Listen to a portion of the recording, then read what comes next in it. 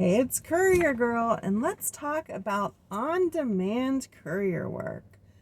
On-demand, or some people call it on-call courier work, is when you are available for a certain amount of time. Let's say you're available from 8 a.m. to 3 p.m.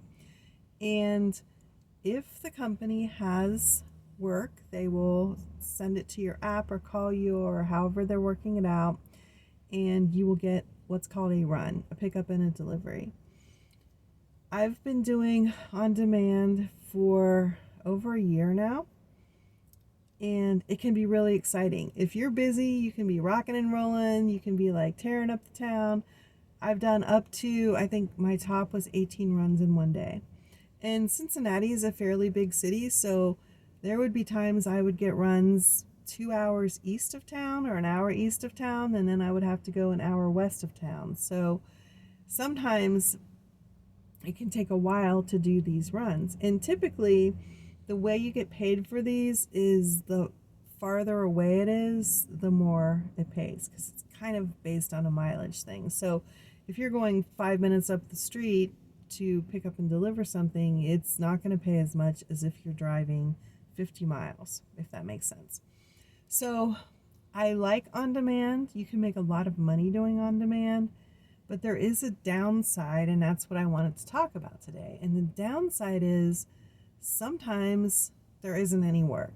So this happened to me just a couple weeks ago. I was doing on demand for a company on a Saturday morning. I was scheduled from 7 to noon. And typically when I've worked for this company in the past, their Saturday mornings have been hopping. Like I would hit the ground running at 7 and I would not be done sometimes even at noon. Sometimes I would still be working at 1 or even 2, which I could do if I didn't have other things going on. And I would be running the whole time with barely even enough time to stop and go to the bathroom or anything.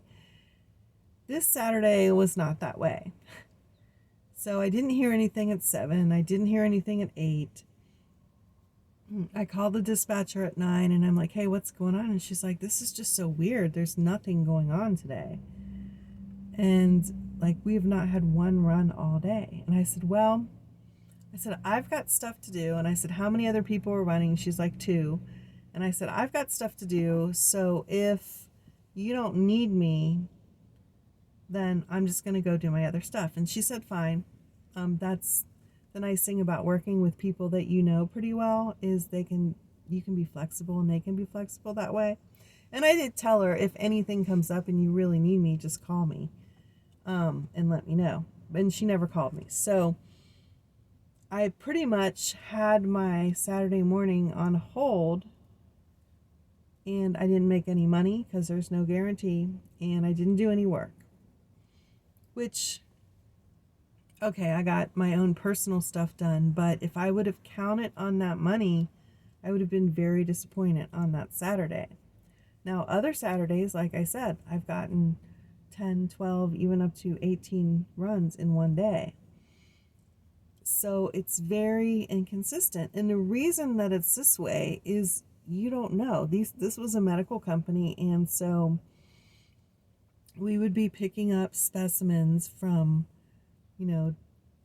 doctor's offices that were open, or urgent cares, or like satellite emergency rooms, and taking them to the main lab to be processed. And sometimes we get calls in for transfers of equipment or supplies or whatever. So, but you don't know until you get that call, because they don't know until it happens. I mean, you don't know who's going to come into your emergency room that's going to have a test that needs to go to the main lab.